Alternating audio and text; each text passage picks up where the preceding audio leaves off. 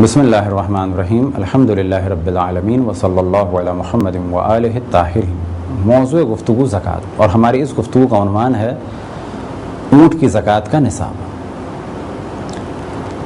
تو پہلے ہم توجہ دلائیں کہ زکوٰۃ فوراً ہی واجب نہیں ہوتی، کچھ شرائط ہیں جو پہلے بیان کی۔ انہی شرائط میں سے ایک شرط ہے کہ جس چیز پر زکوٰۃ نکالی جا رہی ہے وہ حد نصاب تک پہنچ چکی ہو۔ حد نصاب سے کیا مراد؟ یعنی خاص حد تک یہ مال پہنچ چکا ہو تو پھر اس میں خاص مقدار میں زکوٰۃ نکالی جائے گی۔ اونٹ کے 12 نصاب بیان ہوئے ہیں اور ہر نصاب کے لیے خاص زکوٰۃ ہے، اور 121 اونٹ تک زکوٰۃ ہے نصاب کے حساب سے، پھر 40 کر کے بڑھے گی۔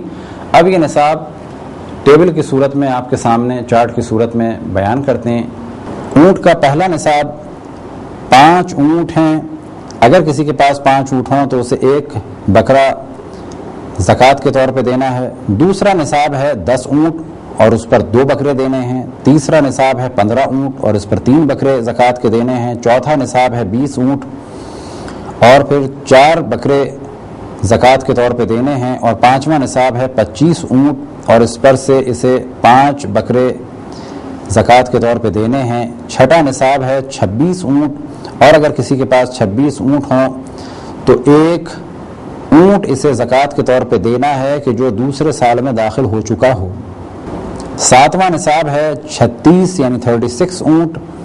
اگر کسی کے پاس 36 اونٹ ہوں تو اسے ایک اونٹ زکوٰۃ کے طور پہ دینا ہے جو تیسرے سال میں داخل ہو چکا ہو۔ 8واں نصاب ہے 46 اونٹ۔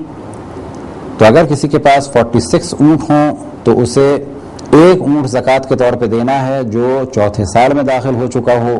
9واں نصاب ہے 61 یعنی 61 اونٹ۔ اگر کسی کے پاس 61 اونٹ ہوں تو اسے ایک اونٹ زکوٰۃ کے طور پہ دینا ہے کہ جو 5ویں سال میں داخل ہو چکا ہو، اور اگر کسی کے پاس ہوں 76 اونٹ تو اسے 2 اونٹ زکوٰۃ کے طور پہ دینے ہیں کہ جو تیسرے سال میں داخل ہو چکے ہوں۔ اگر کسی کے پاس ہوں 91 اونٹ تو اسے 2 اونٹ دینے ہیں کہ جو چوتھے سال میں داخل ہو چکے ہوں، اور اگر کسی کے پاس ہوں 121 اونٹ یا اس سے زیادہ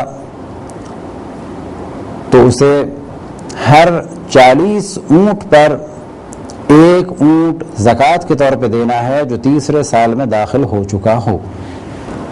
121 اونٹ کے بعد جیسے ہی 40 اونٹ کا اور اضافہ ہو تو ہر 40 اونٹ پر اسے ایک اونٹ زکوٰۃ کے طور پہ دینا ہوگا جو تیسرے سال میں داخل ہو گیا ہو۔ یہ تھی ایک مختصر سی گفتگو اونٹ کی زکوٰۃ اور نصاب کے بارے میں۔ خداوند تبارک و تعالیٰ سے دعا ہے کہ بحق محمد وآل محمد ہمیں اپنے رسول، اپنی حجتوں، خصوصاً امام زمان علیہ الصلوۃ والسلام کی معرفت اور اطاعت کی توفیق عطا فرمائے۔ وصلی اللہ علی محمد وآلہ الطاہرین۔